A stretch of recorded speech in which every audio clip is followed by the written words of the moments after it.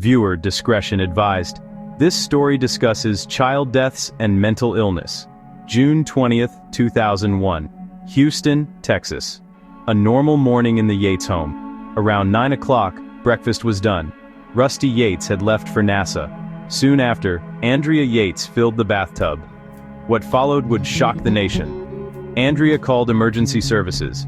An officer arrived within minutes. Ma'am, what's happened here?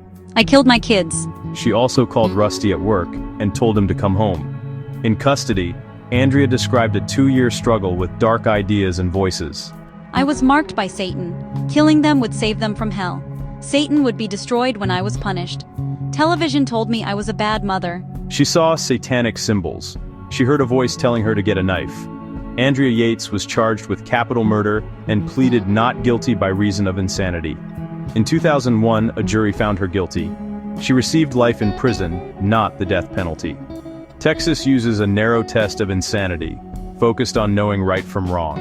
It dispenses with whether a person understands the nature of the act and asks only, did they know it was wrong? Legally wrong or morally wrong? The law does not define it. A key moment. A prosecution psychiatrist claimed a TV episode mirrored the case. That episode never aired. The testimony was false. Her conviction was overturned, and she was granted a new trial.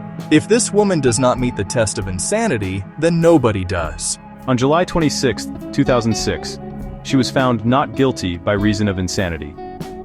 Andrea was committed to a state mental hospital under court supervision. She may remain hospitalized for years, possibly for life. The case ignited debate over mental illness and justice. 5 children lost: Noah, John, Paul, Luke, and Mary. To understand why, we have to go back years before that morning. Andrea was a nurse. Rusty worked for NASA. Their lives began unremarkably. They married in 1993. Children soon followed. 5 births in 7 years. They downsized into a trailer, then a converted bus. Andrea homeschooled, ran the household, and helped care for her ailing father. They followed a fire and brimstone preacher with stark warnings about sin and parenting. After the first birth, Andrea reported a stabbing hallucination. Following her 4th child, she attempted suicide. Insurance limited her inpatient days. She heard commands to get a knife, began self-harm, and withdrew. ECT was suggested but rejected. Antipsychotic medication temporarily helped. Despite warnings another pregnancy could trigger psychosis, they had a 5th child. After her father died in February 2001, Andrea deteriorated rapidly. She began filling the tub, just in case. She believed television characters spoke to her. She thought cameras watched the house, admitted again, this time to a facility geared to addiction, not psychosis. A new psychiatrist restarted antipsychotics, then began tapering. When Andrea declined, Rusty asked to resume the medication. The psychiatrist refused, calling it a bad medicine.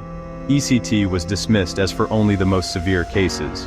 2 days before the drownings, she was told to think positive thoughts. She was among the sickest patients we had ever seen. At trial, a star forensic psychiatrist told jurors Andrea knew it was wrong.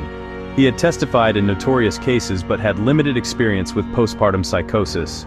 Expert testimony can sway juries, but it is an unregulated storytelling process. The system struggles when mental illness meets criminal law. Andrea's delusions framed killing as salvation, right in her mind, wrong by law. Unlike the UK's Infanticide Act, US law lacks a distinct category for postpartum cases. Postnatal depression affects 10–15% of mothers. Psychosis, 1–2 per 1,000. Screen early, treat promptly. Most women get well. Houston advocates launched education initiatives in the tragedy's wake. Texas now requires postpartum resources for new mothers, but access remains uneven. Andrea Yates remains hospitalized. Rusty rebuilt his life. The case is, legally, closed. But its questions endure. What is insanity? Who decides? Can systems prevent the next loss? 5 children are gone. Their names should be remembered. If you or someone you know may have postpartum symptoms, seek help. Lives depend on it. Thank you for watching.